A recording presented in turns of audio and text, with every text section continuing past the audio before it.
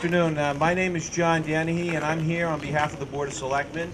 And I want to thank you all for coming out in this weather.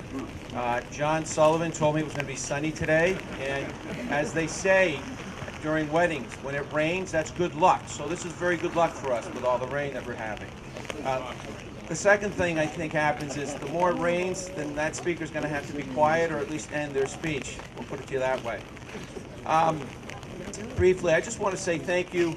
To me, this is an important event. I talked to John Sullivan 2 years ago, and we said we should do this for the 100th anniversary of the Easter Rising of 1916. And John and I have committed to doing this going forward. And sometimes people might be asking, why are you doing this? What's going on? We're over here in the town of Scituate, the connection between here and Ireland. And I think it's important that people understand that when you look back and you think about all those people, men and women, back in 1916, 2,000 strong, who took it upon themselves to go out and make a point and stand up, in spite and in fate of all the insurmountable odds, for what they believed, their ideals, their convictions, an idea of self-determination, liberty, and also equality at the time. Understanding that they were going to be facing the British Army, 20,000 strong over the next course of days. It's important because 140 years earlier, there were a number of men and women, 200 strong, who went out one fateful afternoon or morning on April 15th, 1775, to face down Great Britain of 2,000 strong troopers, or soldiers, and a common called Lexington. And as a result of an echo of that shot heard around the world, those men and women inspired a revolution here in the United States for the same ideals of self-determination, equality, liberty, and democracy. As a result of that revolution, it inspired the great Robert Emmet in 1803 to do something very similar, of rising up, proclaiming independence for those same very ideals. Unfortunately, that rebellion failed, as did the uprising of 1916, but failed in short term because they created a spark like the revolutionaries here in the United States that turned into a blazing fire of change, creating democracy here in the United States as well as democracy in Ireland. And what's also important to understand is one of the things, they did it because they believed not in what trying to become heroes, but for what they believed in democracy and making a difference in those surrounding them. In the national anthem that we'll be singing later on, the Irish national anthem, there's a line that you're going to hear. It says, "Some have come from a land beyond the wave." That land is here for all of the expatriates, for all the first generation Irish, second, third, fourth, fifth, and sixth like myself. Even though our relatives have left, they've never left home. They've always believed in the ideals of change and democracy for those people that are back in Ireland. And as a result, those ideals were transformed over to Ireland. And I have to say, that is why we do it today. That is why we're doing it now. Because democracy across this world is being eroded. And having events like this, we can influence peoples in other countries, just like in Ireland, just like in the United States, to inspire them to continue to fight for those ideals of self-determination, liberty, and freedom, to maintain what they have in their country. And so that's why I say to you, why do we do it again? Why will we do it again?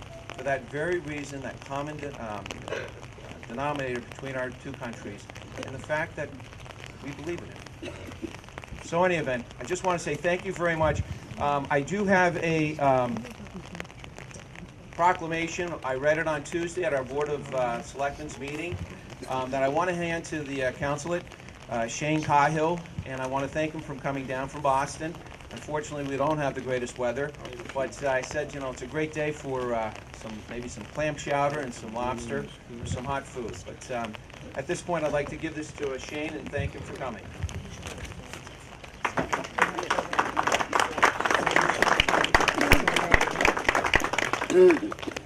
Now I'm going to turn the mic over to John Travers, the president of the Ancient Order of Hibernians of the Father John Murphy Division. John?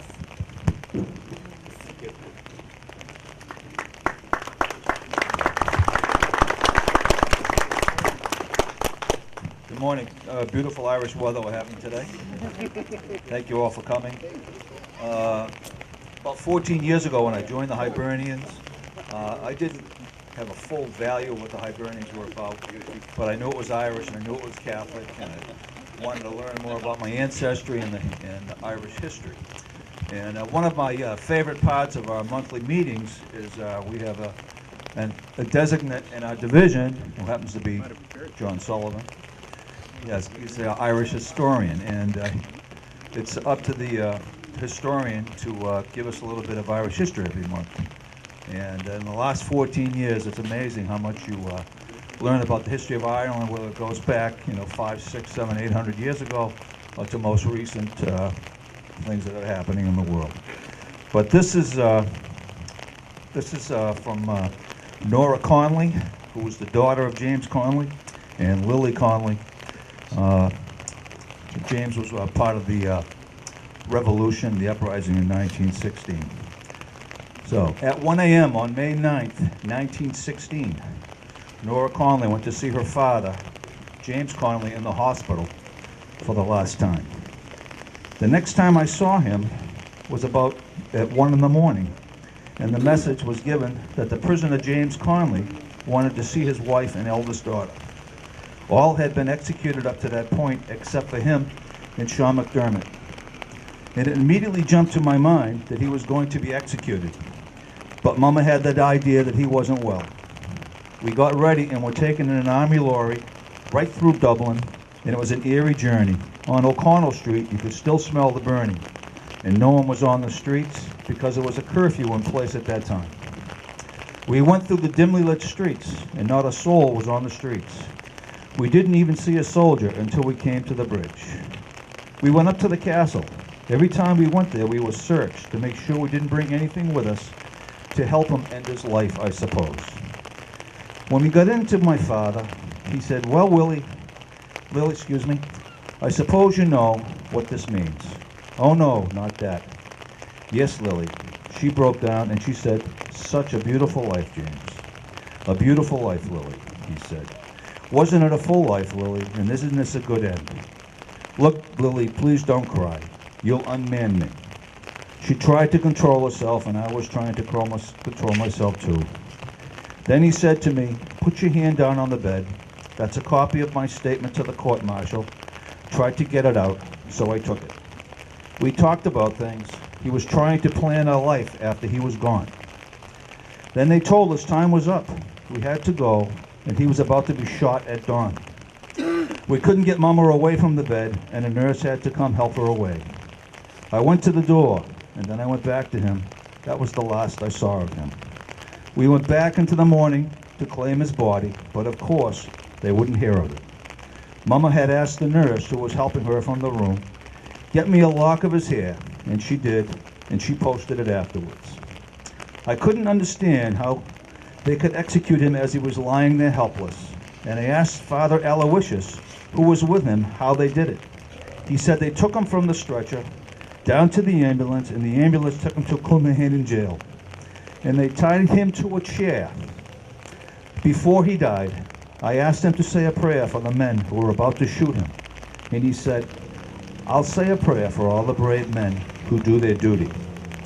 One of the firing squad came to my mother afterwards and told her he was one of the firing squad, and he couldn't go on living without my mother's forgiveness. It's a terrible thing. I'm a Welshman and in the labor movement all my life, and to think I should send a bullet into that man. Mama said, "Don't worry, you only did your duty." And he, James Conley, said a prayer for all the men who did their duty. And that was from Nora Conley O'Brien, James Conley's daughter. Thank you very much.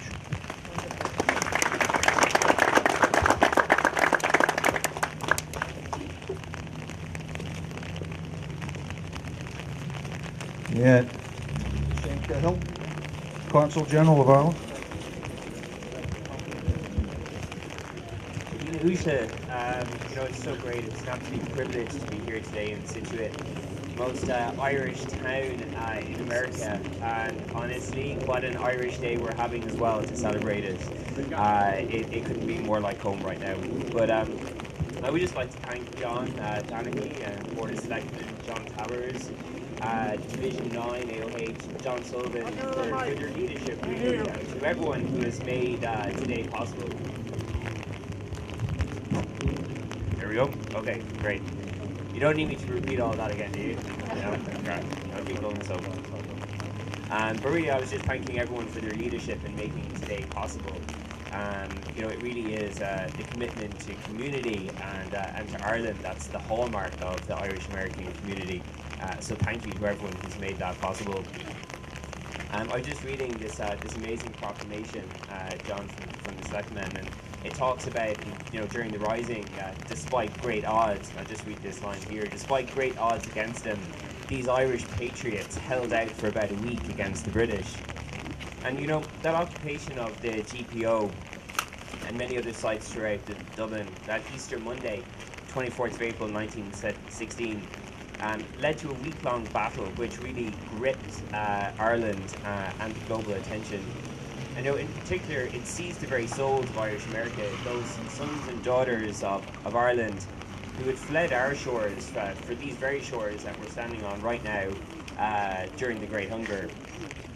And you know, Joe Lee, who I know quite well from NYU, great professor of Irish America, he's very, very fond of saying, and he won't mind me, you know, butchering his elegant words now, that without Irish America, there simply would be no Rising. It just wouldn't have happened. No history of Ireland, no history of America would be complete without the recognition of the entwining of the two.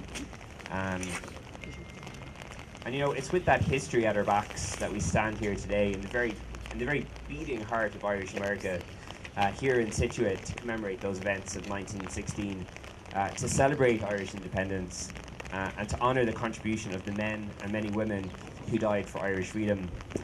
But you know, just to go back to what John was saying at the very, very beginning of today's ceremony, it's so important that we have these events, that we recognise that our values, those values of freedom, those values that have contributed to peace on the island of Ireland, aren't something that can be taken for granted. And we stand here today in the 20th anniversary of the Good Friday Agreement, and with 20 years of peace on the island. And this really is the most important legacy, and the legacy of Irish America, and that legacy of peace. The Good Friday Agreement would not have been possible without the relationship and bond between Ireland and the US. And that bond is very clearly in evidence here today, as we stand in the rain and the cold commemorating those events of 1916. Protecting the agreement and the peace which it created is our priority. You know, we always face into challenges in this world, and as we face into those challenges ahead, that of Brexit and the restoration of the power sharing agreement, the executive and assembly in Northern Ireland, we do so in the full knowledge of the support and commitment of the Irish American community to the promise of the Good Friday Agreement, which is reconciliation, tolerance and mutual trust. So as we commemorate those events of 1916, let us also look forward to continuing to build a future on the island of Ireland for all the people of Ireland that is peaceful, reconciled and alive with potential. Thank you.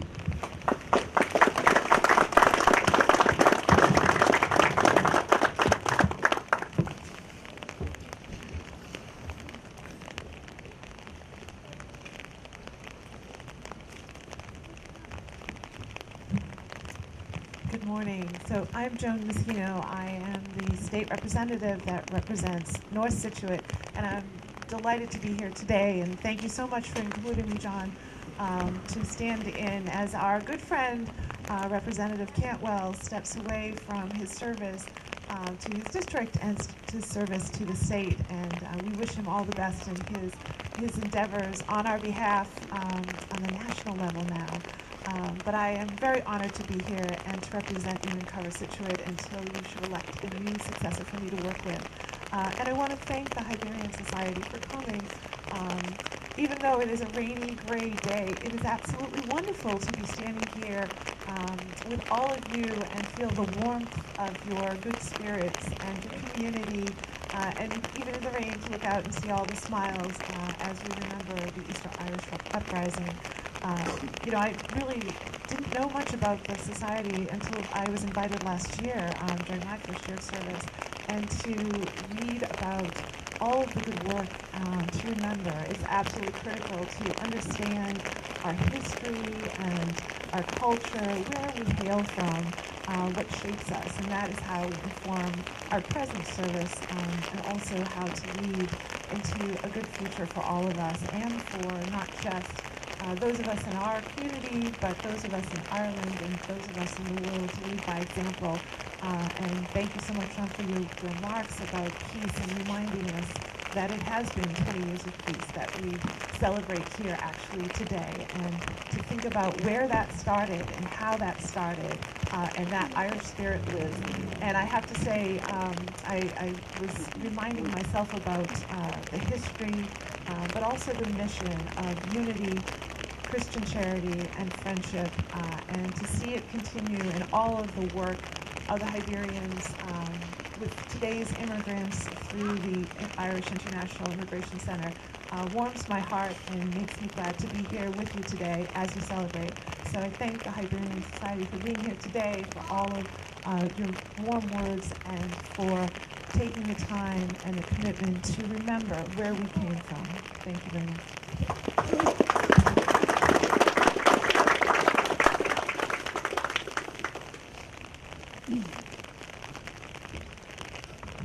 Good afternoon, everybody. My name is Patrick O'Connor. I'm the State Senator for Scituate. I represent Weymouth down to Duxbury, which I think is the epicenter for Irish culture, Irish residents, and Irish history in Massachusetts. And as we celebrate the 102nd anniversary of the Easter Rising of 1916, I think that events like this are important to reflect on the history of Ireland and the importance of that uprising for the world. For 6 days, as was mentioned earlier, Irish revolutionaries took on the British Empire in the name of independence and freedom. And although they were unsuccessful at the time, and I believe that Selectman Dennehy had mentioned it, the spark that was lit from that uprising eventually led to the blaze of fire for freedom for men, women, and children in Ireland. And I think that it's something that they absolutely yearned for and deserved at that point in time, and even really back to the history of the country itself. But I think the most significant part of the Easter Rising is what it means to all of us, and what it means to us as a people of Irish heritage. And I think that the steps that the revolutionaries took at that point in time really shows us that the Irish people and people all across the world are willing to stand up in the face of unsurmountable odds to an empire in the name of freedom and in the name of making sure that the core values that we hold so dear are spread amongst our people, amongst our society, and amongst our world. And as John had said, we face a time right now where democracies are struggling across the world, and we must continue to keep the spirit of 1916 alive and the events that transpired since then, and the peace that we hold so dear in Ireland right now, and continue to look and reflect on the importance that America had in making that happen, but also the unbelievable opportunity and privilege that we have of being able to make that happen elsewhere as well.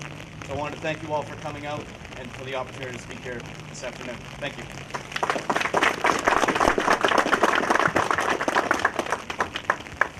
Good afternoon. I'm Brenda O'Connor. I'm chair of the Scituate West Cork Sister City Committee. Our delegation just returned a couple of days ago from Ireland. We had the great privilege of seeing the O'Donovan Rossa Memorial in Skibbereen and visiting the Michael Collins House in Clonakilty. And there heard an actor speak the words of Patrick Pearse at O'Donovan Ross's funeral. And it was quite moving for us all. We had a magnificent time in Ireland, and we're quite moved by the reception. And with us here are Betty Tufanction, who is with us, and Pat Charcot, who is with us in Ireland. Jamie Gilmore was also part of it, as was my husband, and it was excellent. They were just wonderful hosts and hostesses. A couple of personal stories. I was brought back to memories of my grandfather, Michael Donahue, from Roscommon, who was a street sweeper in Cambridge. He earned $9 a week and supported a wife and 4 children on that. And the Easter Rising, he bought a bond for $10, which was a huge amount of money for somebody who earned $9 for the week. It was payable when Islanders was free. He never collected on that, and it's framed in my sister's house at the moment. Also, my father and my grandfather were at Fenway Park when Eamon de Valera came collecting money from the Irish Americans. And many years later, in 1964, Eamon de Valera entertained my father and mother and brother when he was president of Ireland at the president's house. So it's very personal family memories of that time. Also, I would like to, John Sullivan and I have a difference of opinion, but I will defer to John as the scholar of Irish history. His number of women who received a pension from the Easter Rising is only in the 200s. Mine is 302. So even though I defer to him, I prefer my number. And I had thought of talking about some of them, but I'm not going to do that with the rain. And I will just speak the words of Abigail Adams. Remember the ladies.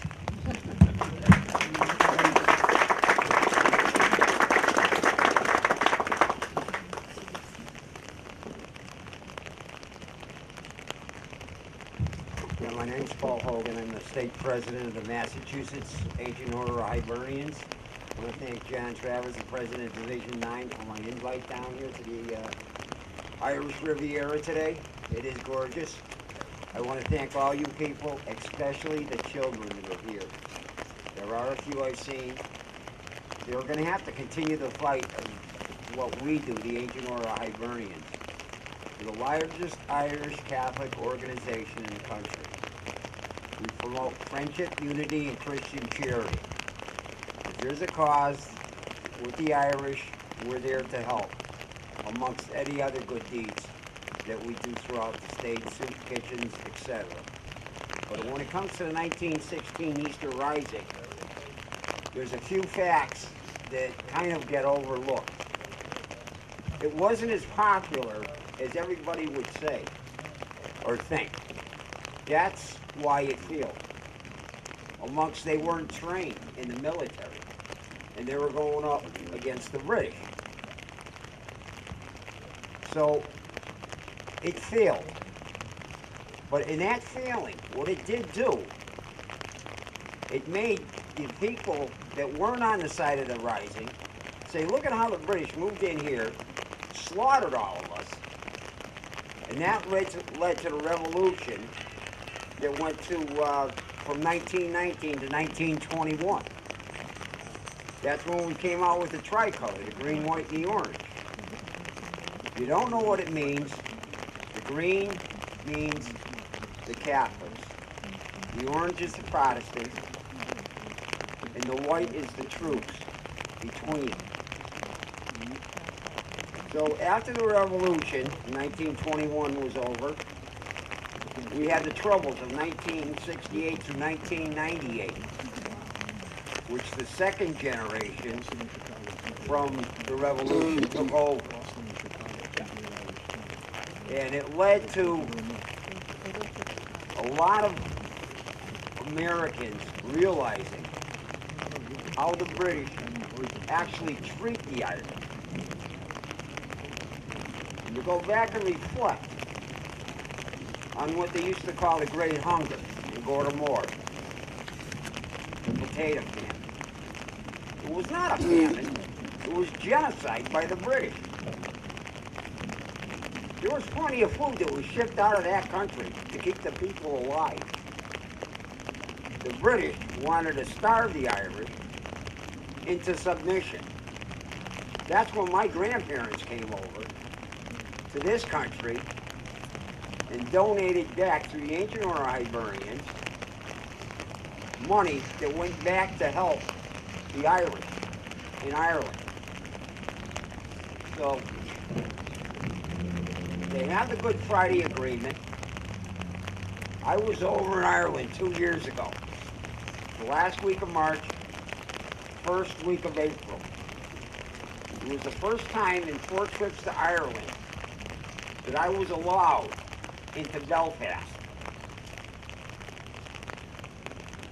Before they used to have the gates, they would check your passport and then turn me away. Probably because of my doings with the Hibernians and a few other organizations that I belong to, and I'm still proud to do. Got in there, took a drive.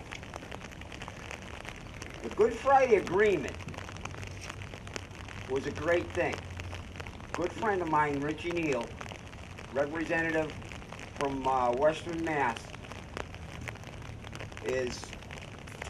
was prime in helping it along. And I actually thought everything was going well in Ireland until I went over there. A few times we were on the taxi that my buddy lined up that came over here. He likes to say that he served time in jail for a disturbance he created over there. Well, I didn't know until his best friend, this taxi driver, told me. He threw a bomb under one of the pubs that the British used to go to. So I guess he was right, he raised the building, and that's why he was in jail. Went by his high school, the prison he served 20 years in. Was let out and deported from his own country. He gave me a pin to celebrate the Easter Rising when he went back over for a visit from the mayor of Belfast at the time. What I'm driving at is we have a lot of history, the Irish do.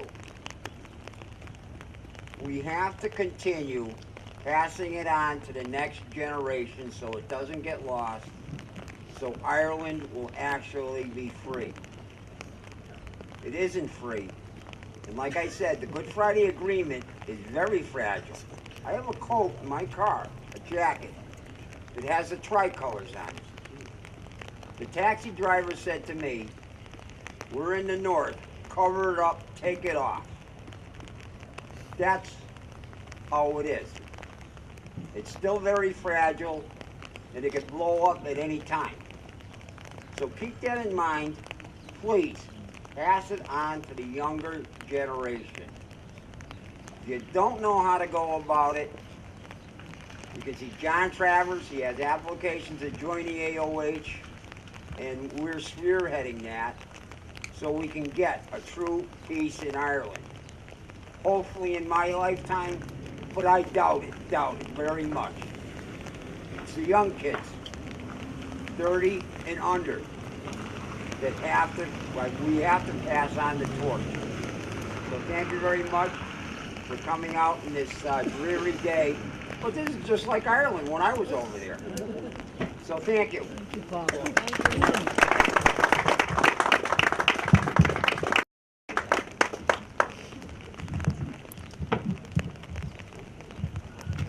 Good afternoon.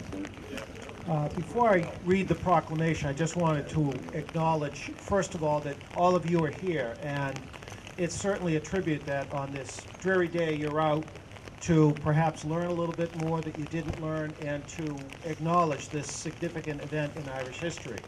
Also want to thank John Danahy and John Travers, Representative Machino, Senator O'Connor, and Consul General Cahill, as well as Father Rafferty, for coming and participating in this event. On the morning of April 24th, 1916, a group assembled at Liberty Hall in Dublin by the Liffey, and it was there that they met before they marched to the GPO. They walked all the way to the GPO, kicked out the workers who were there, took it over, and then on the steps of the GPO, Pádraig Pearse read in public for the first time this document. Public na hÉireann, the provisional government of the Irish Republic to the people of Ireland. Irish men and Irish women, in the name of God and of the dead generations from which she receives her old tradition of nationhood, Ireland, through us, summons her children to her flag and strikes for her freedom. Having organized and trained her manhood through secret revolutionary organization, the Irish Republican Brotherhood, and through her open military organizations, the Irish Volunteers and the Irish Citizen Army, having patiently perfected her discipline, having resolutely waited for the right moment to reveal itself, she now seizes that moment and, supported by her exiled children in America and by gallant allies in Europe, but relying in the first on her own strength, she strikes in full confidence of victory. We declare the right of the people of Ireland to the ownership of Ireland and to the unfettered control of Irish destinies to be sovereign and indefeasible. The long usurpation of that right by a foreign people and government has not extinguished the right, nor can it ever be extinguished except by the destruction of the Irish people. In every generation, the Irish people have asserted their right to national freedom and sovereignty. 6 times during the last 300 years, they have asserted it in arms. Standing on that fundamental right and again asserting it in arms in the face of the world, we hereby proclaim the Irish Republic as a sovereign, independent state, and we pledge our lives and the lives of our comrades in arms to the cause of its freedom, of its welfare, and of its exaltation among the nations. The Irish Republic is entitled to and hereby claims the allegiance of every Irishman and Irish woman. The Republic guarantees the religious and civil liberty, equal rights, and equal opportunities to all its citizens, and declares its resolve to pursue the happiness and prosperity of the whole nation, and all its parts, cherishing all the children of the nation equally, and oblivious to the differences carefully fostered by an alien government which has divided a minority from the majority in the past. Until our arms have been brought the opportune moment for the establishment of a permanent national government, representative of the whole people of Ireland and elected by the suffrages of all men and women, the provisional government hereby constituted will administer the civil and military affairs of the Republic in trust for the people. We place the cause of the Irish Republic under the protection of the Most High God, whose blessing we invoke upon our arms, and we pray that no one who serves that cause will dishonor it by cowardice, inhumanity, or rapine. In this supreme hour, the Irish nation must, by its valor and discipline, and by the readiness of its children to sacrifice themselves for the common good, prove itself worthy of the august destiny to which it is called. Signed on behalf of the Provisional Government, Thomas J. Clark, Thomas McDonough, Sean McDermott, P.H. Pierce, James Connolly, Eamon Kent, Joseph Plunkett. That was read on the steps of the GPO. Every single man who signed that document was executed by firing squad over the next 2 weeks at Kilmainham Jail. And if any of you ever have the opportunity to go to Kilmainham, I cannot emphasize enough what a powerful experience it is to stand in that Stonebreaker's yard and to see where those men breathed their last. Thank you.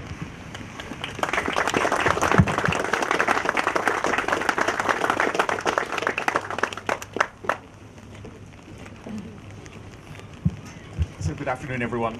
Good afternoon, Father. I have prepared a talk which is both too long and too boring for the weather conditions as they are at present. So I'll focus on a single aspect of the Catholic Church and the Rising.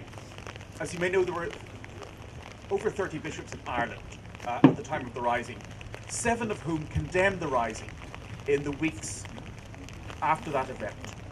But perhaps the most intriguing aspect of the Church's attitude to the Rising of 1916 was the position that the Vatican took.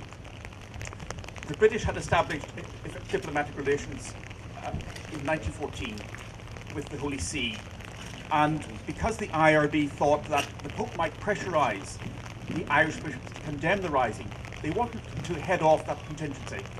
So Joseph Plunkett swore his father, who was a papal count, into the IRB and sent him to Rome in early April to explain to the Pope that there was going to be a revolution in Ireland. And Plunkett may have had an audience with the Pope about the 8th of April, an audience which he claimed lasted for 2 hours. Now, the British Prime Minister, Herbert Asquith, had seen the Pope on the 31st of March in a meeting which lasted half an hour. According to Plunkett, the Pope, on being informed that there was going to be a rising in Ireland, tears poured down his face, and the Pope declared, "The poor men, the poor men," whereupon he proceeded to give a blessing to the rising. This is according to Plunkett's testimony. He left an aide-memoir with the Pope, which is now in the Vatican archives. But there are reasons to distrust Plunkett's account of what transpired. Because among the things he says in that memoir was that there were 79,000 men about to stage a revolution in Ireland. He claimed also that it was Owen MacNeill who had sent him to Rome. Owen MacNeill, whom he said was in charge of the provisional government. MacNeill, of course, would vehemently deny subsequently that he had ever done any such thing. Plunkett also claimed that the Irish were in danger of famine and that they were going to be massacred, and that the only recourse they had was to rebel. Plunkett further told the Pope that the Irish in America were going to send a great shipment of arms, and that the German government had also promised assistance. In that aspect, he was at least true. Despite Plunkett's insistence that the Pope blessed the volunteers, the only blessing that he asks for, according to the document he gave the Pope, was a blessing for himself and for his family. So he gets back to Ireland, and he has exaggerated this blessing into a blessing for the rising. But certainly what is clear from the episode is this, that the Pope knew in advance about the rising. It's not clear how much of that knowledge he shared with his assistants in Rome, but we have seen that Plunkett gave the impression that the Pope had actually blessed the rising. Certainly his son Joseph Plunkett, in his cell in Richmond prison, told a fellow member of the IRB that the Pope has indeed, quote, blessed our undertaking.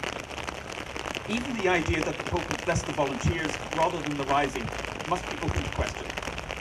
The Pope was a skilled diplomat, and the position of the Vatican in the First World War was one of absolute impartiality.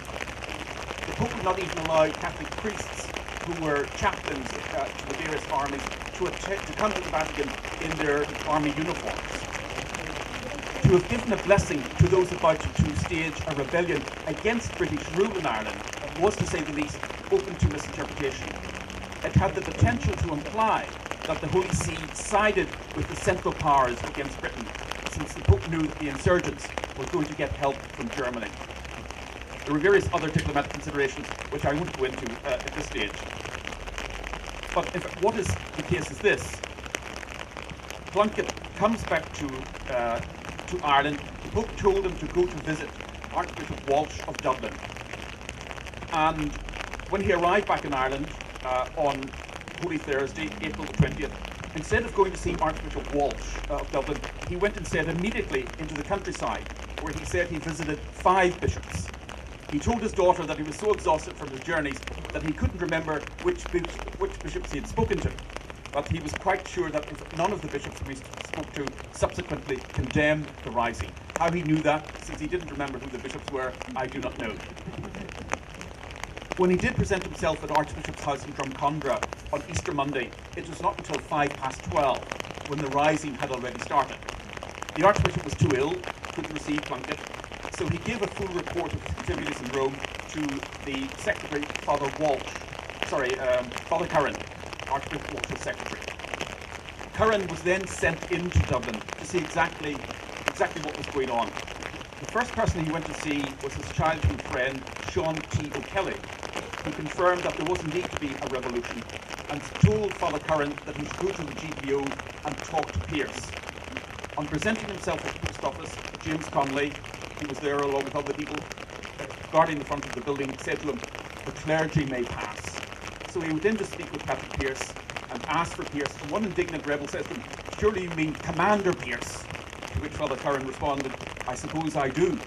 So Pearse comes along, he explains to Curran that in fact there is a rebellion, Then he says to Curran, some of the boys would like to have their confessions heard. So what does Father Curran do? He said, I'll get some priests from the cathedral, rather than hear the confessions himself. So he goes to the cathedral, tells the priests, they didn't turn up until 9 o'clock that night. But in the meanwhile, Father Curran, having done all of his duties, he goes to the Gresham Hotel for his lunch. So not even a revolution will prevent a priest from having a good lunch. The Vatican reaction to the rising, for all pointed subterfuge, was far from supportive.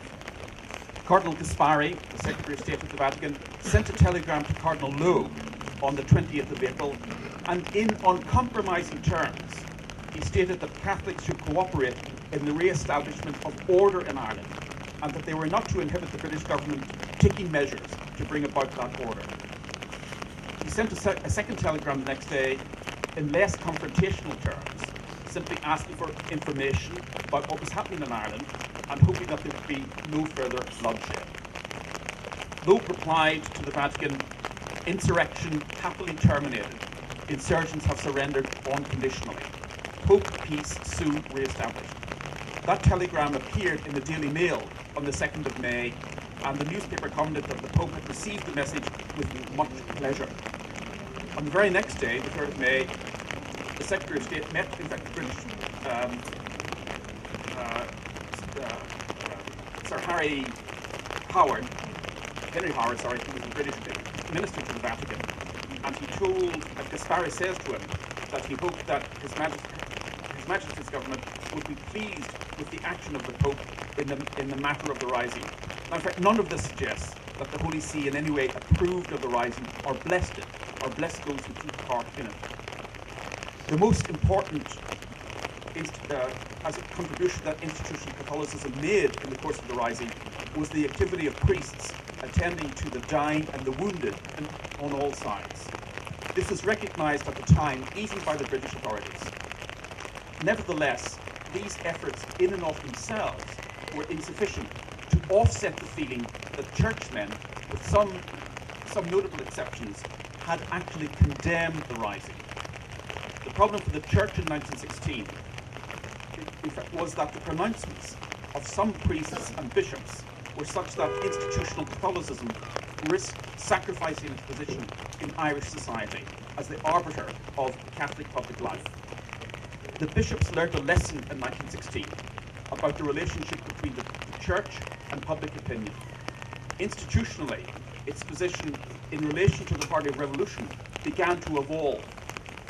And despite the desire to bring priests into line in 1917, by 1918, the bishops had allied themselves with Sinn Féin, the Party of Revolution, to defeat the will of Parliament when Westminster tried to impose conscription in Ireland. So here you have an amalgam of the Revolutionary Party with the Catholic Church to defeat conscription. That particular episode provoked from John Henry Barnard, the Church of Ireland, the Protestant Archbishop of Dublin, the observation that the Catholic bishops were, quote, intensely anti-British at heart, thoroughly disloyal to the King, to Great Britain and to the Empire. That is in their blood. Somewhat melodramatic, it has to be said, and not entirely accurate. But he was more astute when he remarked that the bishops, by putting themselves at the head of the anti-conscription movement, had regained the confidence of all Roman Catholic Ireland. So what emerges from this very brief talk is that most bishops and priests in Ireland actually condemned the rising and the events of 1916. After all, the rising was a rejection of the stated position of the Catholic Church in regard to rebellion.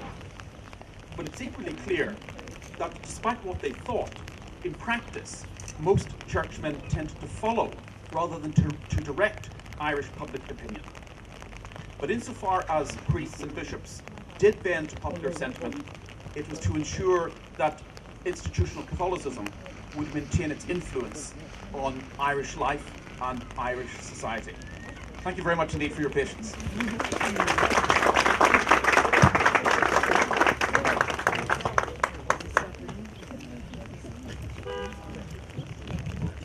Thank you, Father. We're fortunate. We're going to have a singing of the Irish National Anthem and the American National Anthem, and then after that we're we're adjourning to Galley for light refreshments. Everyone is welcome to come. Also, I wanted to acknowledge Bobby Mullis from Erin Oak, who is going to be singing the Irish National Anthem, and then we'll follow that with the American.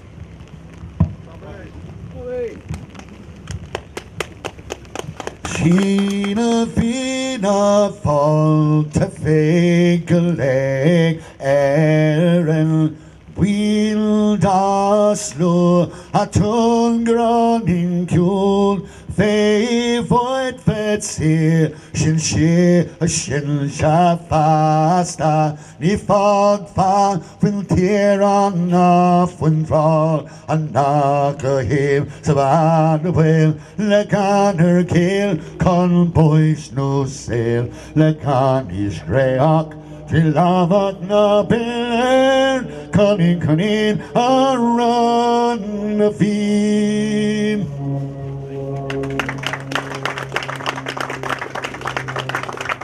Oh, say, can you see by the dawn's early light what so proudly we hail at the twilight's last gleaming, whose broad stripes and bright stars through the perilous fight all the ramparts we watched were so gallantly streaming, and the rockets' red glare, the bomb bursting in air, gave proof through the night that our flag was still there. Oh, say does that star-spangled banner yet wave